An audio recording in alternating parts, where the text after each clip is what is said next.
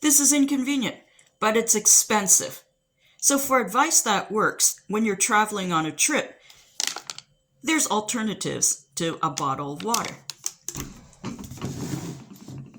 Get a kettle, boil some water the night before. Then when it has a chance to cool down, put it into your water bottle. And therefore you have a very inexpensive way to keep hydrated while you're on the road. Now here's the unconventional the unconventional advice that works. After it's cooled down, squeeze a lemon. You get your vitamin C while you are on the road. Now for a little bit more unconventional advice that works, if you are prone to motion sickness, once the kettle has boiled,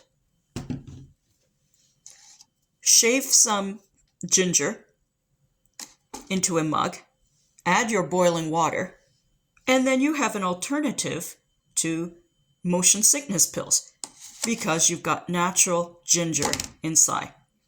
One of the great things I find about this is when you shave enough ginger and you add the boiling water and you have in effect your ginger tea, when it cools off, you could squeeze some of your lemon inside, which is a really refreshing drink while you're on the road. If you find this piece of advice useful, please like, subscribe, and hit the notification bell.